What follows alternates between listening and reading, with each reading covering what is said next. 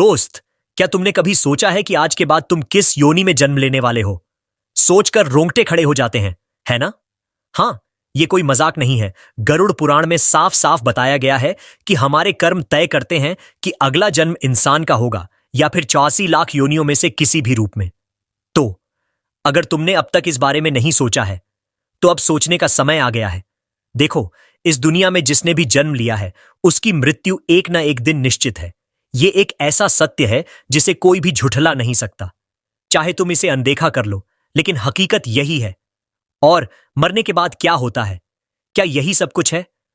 नहीं भाई, मरने के बाद पुनर्जन्म का चक्र शुरू होता है।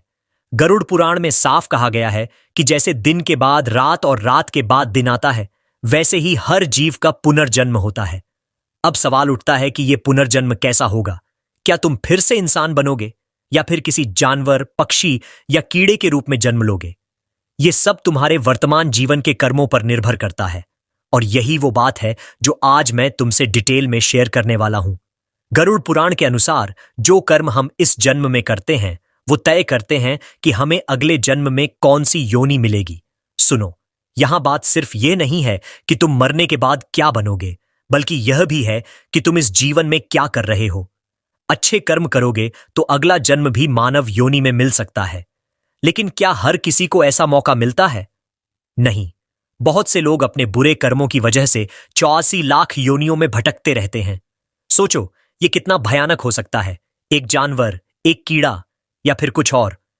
अब गरुड़ पुराण में 3 तरह के कर्मों का जिक्र किया गया है: संचित कर्म, प्रारब्ध कर्म और क्रियमाण कर्म। संचित कर्म वो होते हैं जो हमने पिछले जन्मों में किए हैं। प्रारब्ध कर्म उन संचित कर्मों का फल होता है जिसे हम इस जीवन में भोग रहे हैं। और क्रियमाण कर्म वो होते हैं जो हम इस पल कर रहे हैं, यानी कि हमारे वर्तमान जीवन के कर्म। ये तीनों मिलकर तय करते हैं कि हमारा अगला जन्म कैसा होगा। अब देखो, अगर तुम्हें इस जन्म में मानव योनि मिली है, तो इसका मतलब ये नहीं है कि अगले जन्म में भी ऐसा ही होगा। गरुड़ पुराण में साफ कहा गया है कि जो अपने जीवन में अच्छे कर्म करते हैं, सिर्फ उन्हीं को फिर से मानव योनि मिलती है। और जो लोग अपने कर्मों से दूसरों को दुख पहुंचाते हैं, वो 84 लाख योनियों में भटकने के लिए मजबूर होते हैं। महर्षि वाल्मीकि जी ने भी रामायण में कहा है कि माता पिता, गुरु और विद्वानों का कभी अपमान नहीं करना चाहिए। अगर तुम ऐसा करते हो तो महापाप के भागी बनते हो। नर्क में जाने की सीधी टिकट है ये। और चाहे तुमने कितने भी पुण्य किए हों, वो इस पाप को मिटा नहीं सकते। अब बात आती है कि क्या तुम अभी भी इस जिंदगी को हल्के में ले रहे हो? क्योंकि सुनो, जो लोग दूसरों की भलाई करते हैं, पशु पक्षियों पर दया दिखाते हैं और निस्वार्थ भाव से दूसरों की मदद करते हैं, उनका अगला जन्म भी मानव योनि में होता है।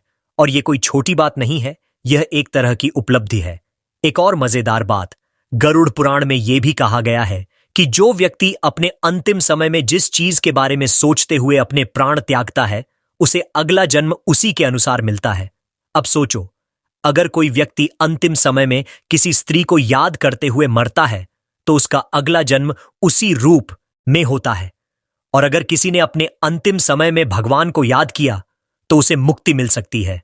तो भाई, इस जीवन में हमें हमेशा राम का नाम लेते रहना चाहिए, ताकि अंतिम समय में हमारे विचार पवित्र और भगवान की ओर हों।